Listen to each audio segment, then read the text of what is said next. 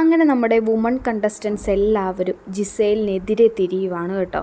വേറൊന്നും കണ്ടല്ല, ജിസേൽ എപ്പോഴും വീട്ടിലെ റൂൾസ് ബ്രേക്ക് ചെയ്യുന്ന ഒരു മെയിൻ ആയിട്ടുള്ള ഒരാളാണ്. അപ്പോൾ അതിന് തുടക്കം കുറിച്ചത് അനുമോളാണ് ആദ്യം തന്നെ ജിസേലിൻ്റെ ഈ കള്ളത്തരങ്ങളും അങ്ങനെയുള്ള കാര്യങ്ങളൊക്കെ കണ്ടുപിടിച്ച് തുടങ്ങിയത്. അപ്പോൾ അനുമോളുടെ കൂടെ സപ്പോർട്ട് ചെയ്ത് വേറെ കുറേ വുമൺ കണ്ടസ്റ്റൻസും നിന്നു.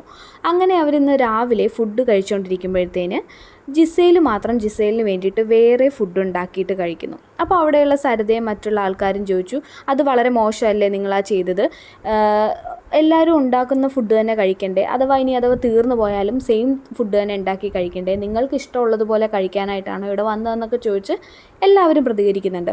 പക്ഷേ അതിൻ്റെ ഹൈലൈറ്റ് എന്താണെന്ന് വെച്ചാൽ ബാക്കി പുരുഷന്മാരാരും ഒരു വാക്കുപോലും എതിർത്ത് സംസാരിക്കുന്നില്ല. കാര്യം എന്ത് കണ്ടാലും പ്രതികരിക്കുന്നവർ പോലും ജിസേലിൻ്റെ കാര്യം വന്നപ്പോൾ മിണ്ടാതിരിക്കുകയാണ്. അപ്പോൾ ഈ സ്ത്രീകളെല്ലാവരും കൂടെ അവരെ കളിയാക്കുന്നുണ്ട്, നിങ്ങളെന്താ വീരശൂര പരാക്രമികൾക്ക് ജിസേലിനെ പേടിയാണോ എന്ന്.